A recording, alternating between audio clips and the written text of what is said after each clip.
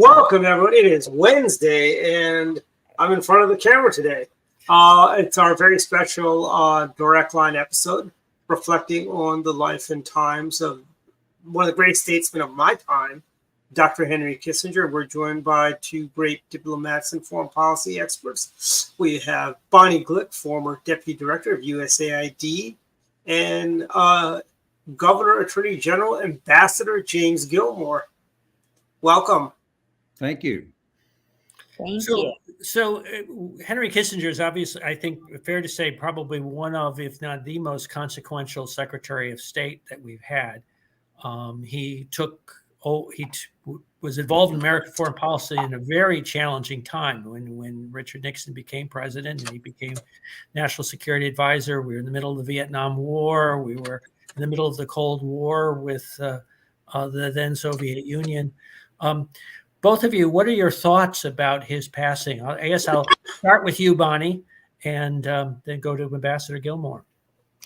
So Henry Kissinger was 100 years old when he died last month. And so that is an extraordinary, and he was corpus mente, with it to the very end, to the point where he wrote his most recent book. I think he wrote something like 20 plus volumes, but his most recent book was about artificial intelligence, and he co-authored it with Eric Schmidt, the former CEO of Google. So he was, he saw an awful lot. Born in 1923 in Germany, came to the United States as the Nazis were rising to power. And actually was drafted into the American Army, and he fought against the Germans in World War II. And from then on, he led one of the most storied and extraordinary careers of any person. He was a professor at Harvard, which back in those days was a good thing. And he became the national security advisor to President Nixon. And then Nixon asked him simultaneously to be both his national security advisor with a roost in the White House and his Secretary of State. That's the first and only time that's happened. He retained those two portfolios, massive portfolios, during President Ford's presidency as well. And he led America through some very, very trying times, as you mentioned, Mark, the Vietnam War, but also Cold War with the Soviet Union, the India-Pakistan War in 1971, where Bangladesh became an independent country, the bombing of Cambodia and Laos, and through it all. And then he left. Jimmy Carter became president, and he went back to Harvard, decided that was a little bit boring, and went into consulting and became an incredibly accomplished businessman, opening doors for companies to countries around the world, particularly China, where he maintained longstanding relations with the People's Republic of China. Ambassador? Oh, I think that's very thorough. And I think that any listeners, if they listen to Bonnie, would know a lot more now about Henry Kissinger. Well, first of all, he was a great American. There's no question about that, and would go down as one of the people that we remember. He was partners with Richard Nixon. Well, Nixon was a foreign policy guy. He understood foreign policy. He took great initiatives in foreign policy. Really, Nixon was really his own national security advisor. And I think that Kissinger served him well over as Secretary of State, and they were great partners. So what was his signal accomplishment? His signal accomplishment was that he opened China together with Nixon, and he was doing that in order to counterbalance the Soviet Union at the time, and that's what he was doing. So, my comment on Kissinger is this: when I started studying foreign policy just as an undergraduate at UVA, we studied a book by Hans Morgenthau that dealt with the issues of realism, and they taught realism at UVA. Henry Kissinger was the dean of realism. His book, which I've got a copy of right here, which your viewers could see, basically, I think is used as a textbook in a lot of schools to really discuss American foreign policy and realism. So what is realism? Realism, I'm going to be a bit critical about this. Realism under Henry Kissinger was put aside Woodrow Wilson idealism and the notion of democracy and values and all that, and just do what's in the country's national interest. That's the world as it is, and make the deals necessary to help America, and to make the deals as necessary. That's sort of a realist school based upon power and the use of force and the threat of force and all that. Mark and I, Bonnie, have had this discussion. I've thought a lot about this. I've thought a lot about liberal internationalists that care a lot about international institutions and want to subsume America into international affairs. I've thought a lot about the neocons like Dick Cheney and Wolfowitz and George W. Bush and these guys that basically I thought were pretty reckless with American power. And I've thought about a lot of these different issues, and I'm never really happy with myself about any of them, including Henry Kissinger and realism. And what I like is Henry Now, who has written a recent book that Mark has got a copy of right there because he showed it to me. Okay. He's a former professor at George Washington University, and he wrote this newer book called Conservative Internationalism. And this is a blend where he understands the use of power and force, but he also harmonizes it with American values. And I've come to believe that the strongest card that America has, the most important tool, the most important weapon that America has, is our belief in democracy and human rights. We, therefore, are the beacon of the world, and people worldwide rally to us. In the end, I believe the Russians and the Chinese people will rally to us as well. But at the same time, Henry understands the use of force and harmonizes these things and explains how to use them together. And that's called conservative internationalism. And I'm happier with that than I am with the sort of more cold-blooded approach of Henry Kissinger. There you go. That's my short lecture. And I think, Governor, your point is very much points to the times, right? Because Henry Kissinger was secretary during the Cold War, when there really was a fear that the Soviet Union people had to, crawl under their school desks when they were in school to prepare for a Soviet attack. And this conservative internationalism reminds me a little bit of that, as you were talking about American values and the shining city on a hill, which is what Ronald Reagan always said the United States is and must be. But that's with the luxury of having won the Cold War. And although it was still being fought under President Reagan 100%. So his was the vision that this is something that we can win and we must win, and we will only win through American values and for countries rallying to freedom and what they strive for so much that the Soviet Union and China simply did not offer. And so I'm with you on that. I think that today, foreign policy has to be conducted with an eye toward what are our values as a nation, because I like to say there's nobody who's trying to enter China illegally. There's nobody who's trying to enter Russia illegally or Iran illegally.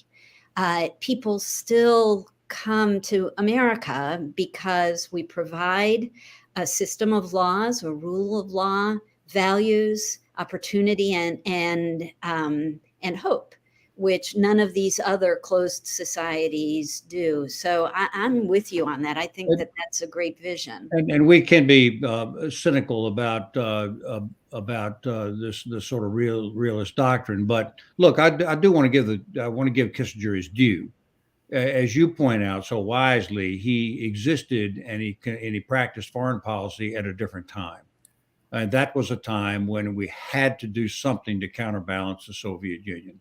And so all of the previous things that Nixon and Kissinger had said, they put aside and they went to Beijing and opened up that, but not because they loved, communist China, but because they were looking for a counterbalance. That's very realist sort of thinking about power politics, and it was called for at the time, and it did check the Soviet Union a great deal and throw them off their balance.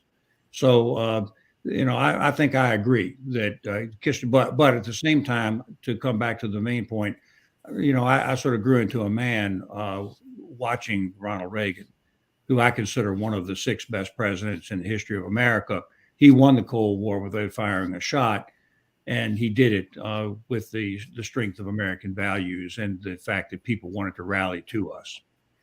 So one of the things Kissinger was noted for was his capacity for shuttle diplomacy and also secret negotiations. We think particularly of the opening to China because of the sort of cloak and dagger nature of the way the whole thing was arranged and set up.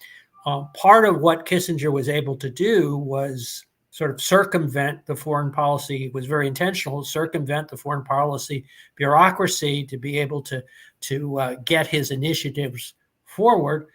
That said, he really didn't have the support of the briefing documents, the background. He was very accomplished himself, and so he was able to do kind of basically prepare for that. But that's really kind of highlights one of the challenges we're talking about here, was that Kissinger was very often very much kind of with his immediate staff, a one-man band, and was not in a position to carry sort of the institutions of the U.S. government along with him. Any thoughts about that? And also remember, Dr. Kissinger is the reason we fixed the mess the Democrats got us into in Vietnam. It's also, he got a Nobel Peace Prize for that. And as lefties in true lefty fashion wanted to take it away from him. They called him a war criminal and all that. But at the end of the day, he did bring an end to thousands of deaths. He actually tried to give it back. That's a whole nother conversation. Yeah. Anyway, I think your comment, Mark, and again, none of us was around and professionals at this time, but your comment about him circumventing the State Department or White House bureaucracy in order to get stuff done is pretty telling in terms of, and I think he took it for the rest of his life, that he didn't have a reputation of being overly trusting. Yes. And maybe like of the school of, if you want something done right, do it yourself. And he certainly exemplified that. But there were also real tensions through that whole Vietnam War period, which also got to, think back. What was going on. It was also in the Middle East, where you'll always have a job if you're focused on the Middle East.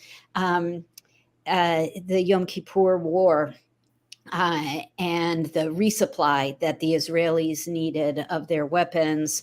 And then bombing Cambodia and Laos and secret bombings. And he was frequently at odds with other members of the cabinet, specifically Secretary of Defense James Schlesinger.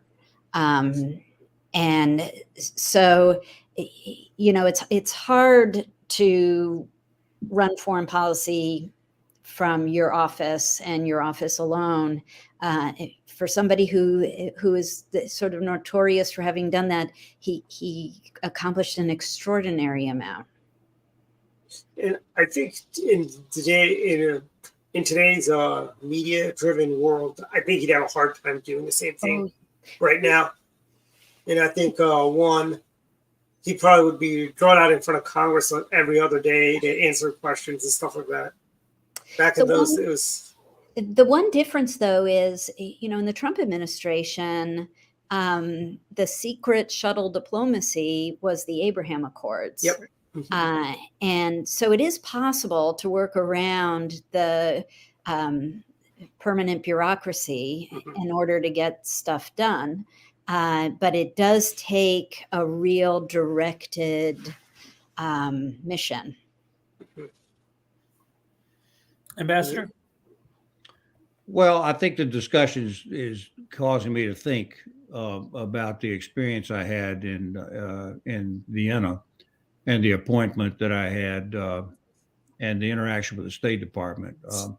I guess I want to I don't have much to add. I would just add this. When I went into diplomacy, I was aware that I brought to the job political skills, because I had been a politician all my life and I had become the governor, and I understood politics. And I came to understand also as a diplomat that geopolitics is politics. That's really what it is. And you have to you have to apply those skills. I was struck by the fact that the State Department people are not politicians. They have not come up through the political wars. They have not done that brutal work of getting elected and having to do the things to get elected. As a matter of fact, by law, I think they're prohibited from getting political experience. But at the same time, I believe two things. Number one, I think they are people of great expertise, and I think they are people who are very loyal to America. And so if you take those two fundamental components, you can utilize the professionals in order to accomplish your goal and your mission. However, I did notice while I was there that they were all Democrats, and that they had a more left-wing type of approach to the world than I did. But that's okay. I was the ambassador. So they did what I told them to do. And the question was, did they quietly push back? And with only one or two exceptions, the answer is no. They wanted to do what I told them to do because they were respectful of the ambassador, who was appointed by the president and confirmed by the Senate. That's kind of my short lecture on that experience. So now let's bring it in to kind of tie in Kissinger's legacy with what's happening right now in the Middle East, to Ukraine, to China. I think we could use somebody with the knowledge of Dr. Kissinger right now at the State Department or in the White House. Frankly, your thoughts? Well, the world is on fire, and I examine the Tony Blinken, Jake Sullivan, Joe Biden approach to foreign policy, and I think, gosh, they're 3 years into their 4-year term. And in year one, they had Afghanistan. In year two, they had Ukraine. And in year three, they have Gaza. What's next in year four? God forbid. And there is an absolute inability to address even one of these foreign policy disasters that have happened on their watch. Whereas in the Trump administration, maybe because of the president's unpredictability, the bad guys around the world did not dare to step out of line. But this, we are the world approach to foreign policy, and everybody is a partner of ours. has demonstrated only that America is weak. And it's very troubling to me because that, we don't have Henry Kissinger anymore to talk to the Chinese, but that Xi Jinping in China has been watching every single one of these catastrophes and looking to see how he and his People's Liberation Army can leverage America's failures, maybe on Taiwan. Maybe that's what's waiting for us in year 4, Taiwan. Oh, God. Heaven help us. Let me, I guess, add a few thoughts to this. First of all, I have been, Bonnie, you probably haven't heard me, but Mark and Dwight have. I've made it my mission in life to support the Ukraine war. I'm a Reagan Republican. I'm supporting the Ukraine war, and I am certain in my mind that if this goes haywire, that things will get out of hand, and the Taiwan thing actually might trigger. Putin is very clear what he wants to do. He has a messianic mission to reassemble the Russian Empire, and I think he's going to keep doing it until somebody stops him. And I mean, he said so. I'm not making this up. I guess I could be a paranoid foreign policy guy and say that's going to happen when it, Vietnam syndrome and all that. But I think this is really what Putin intends to do. Secondly, the question is, why did he trigger that real invasion? When he did Crimea, he sent in fake troops and he got away with it under Obama. And so then he took it over. Then he went into Eastern Ukraine, and that was already underway when I showed up in Vienna. And it was all with surrogate people. He was being very careful. And then all of a sudden he invades with his whole army and says, I think I'll just take over the whole country and kill everybody and decapitate the government. So, why? And I've given a little lecture on this. I'm not going to dwell on this very, very long, but I believe that President Biden made at least 5 mistakes at the beginning of his administration. Politics is about sending a message. Politics is about communicating what you will or you will not do. So what was he doing? Well, President Trump had sanctions on Nord Stream pipeline. He came and took them off. There was a arms control treaty that the Russians desperately wanted. Trump was negotiating with them to see what he could get for it. Biden came in, just gave it to them. I think they were totally flabbergasted that they got that for free. As Bonnie points out, the Afghanistan withdrawal was a catastrophe, but it made a communication. And the communication was, when the chips are down, we won't be there. And that's what he told them. And then finally, I want to stop here because I'm taking too much time, but I watched myself, a press conference myself, where President Biden was asked by the press in a press conference, what will you do if the Russians invade Eastern Ukraine or invade Ukraine? And he said, well, it really just depends on how much of an invasion it is. And I walked in and I talked to my wife who was in the kitchen. I said, put your helmet on because we're getting ready to see a war. Because he was communicating to Putin, it's okay. Yeah. And I don't know if he knew what he was doing or not, because his general approach right now is to be supportive of Ukraine. I just think that all of a sudden he woke up and said, what have I done?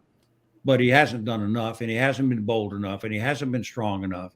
And as a result, there's a terrible stalemate that's underway because, frankly, Biden is not giving the Ukrainians what they need to win. No.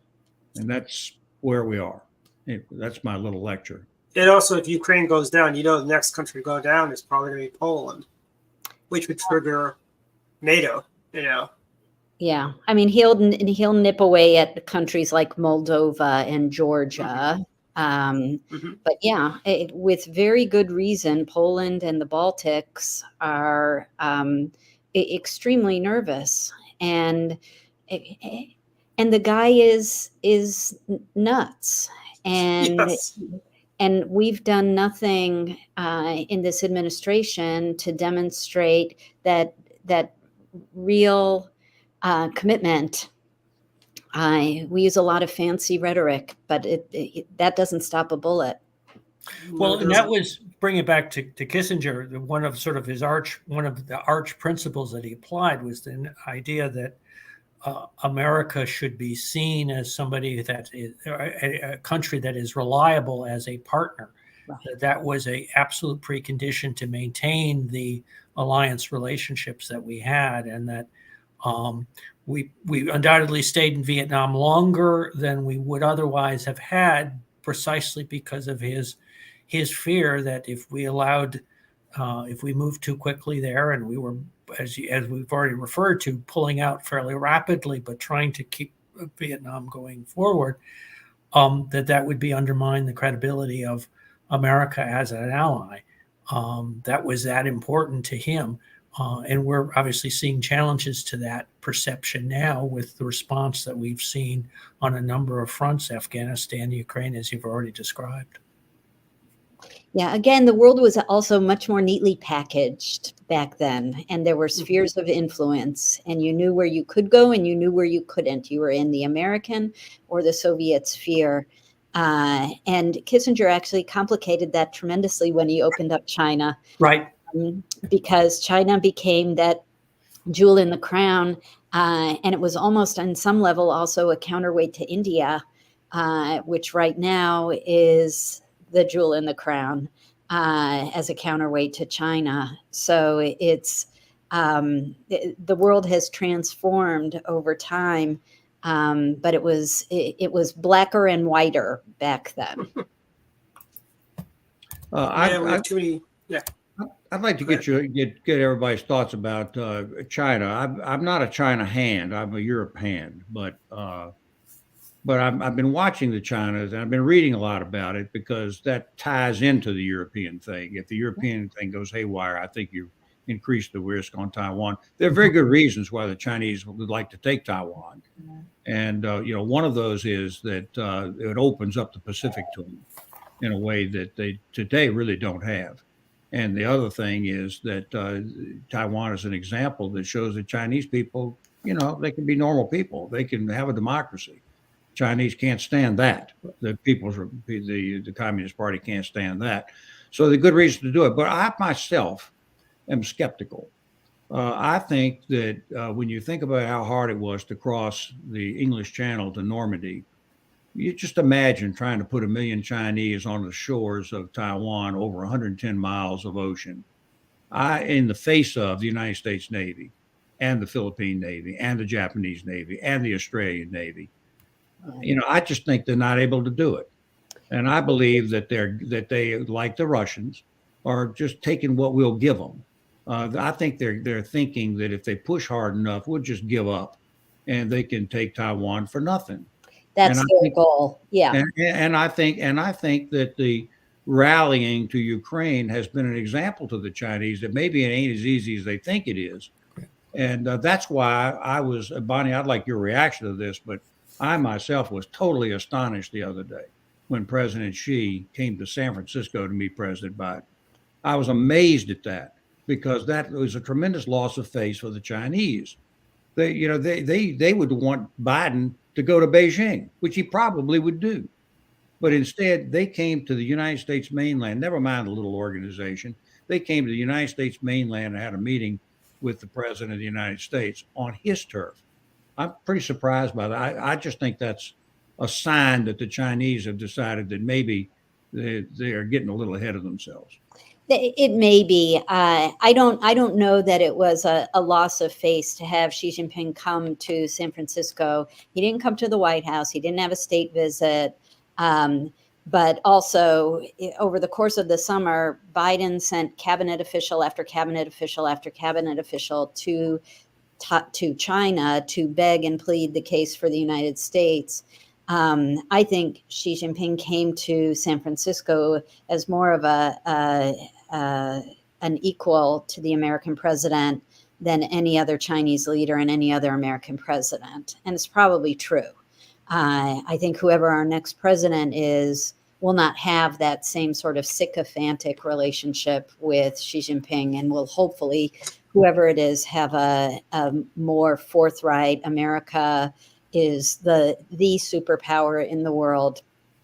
See, that's good. That's great insight. And I've often said that one of the early mistakes that Biden made was having a summit meeting with Putin. I actually wrote an article that said that he should not have done that because that was elevating Putin up to the level of the American president. So, Bonnie, maybe you're right that this is an issue with Biden meeting President Xi, and it makes him an equal, even though he runs a country of dictators and spies on his own people and commits genocide and is aggressive, has an aggressive. I mean, China's a pretty bad country. Yeah. And, so we don't want to clean them up for themselves. Yet San Francisco cleaned itself up for China. Although I don't know if this brings it back. We were having a discussion on realism, and it would be an observation that the Chinese have managed to do what realists caution against, which is that their aggressive action has helped stir up a community of countries that are increasingly nervous. So we've seen Japan and the Philippines. We've seen kind of a movement, even Vietnam, and we've seen a movement that China, if they were thinking through the realist playbook, should be that much more nervous about. Yeah, no, I think that's true. And the countries of Southeast Asia and Australia, New Zealand now has a conservative government. There is a tremendous amount of pushback that China has not been used to seeing. So maybe, Ambassador, we'll borrow just a little bit of Hans Morgenthau to create a coalition to hopefully keep China in check for the foreseeable future. I think we're now coming up towards the end of the show, are we not, Dwight? Yes, we are. We are at 2 minutes after 8. So there's another debate happening. Right. This wasn't a debate, but I think it was a very informative discussion. So thank you both for joining. Thank you, and God bless. May rest in peace, Henry Kissinger. Exactly. Yes, Thank indeed. you, guys. Thank you. Thank you. Take care.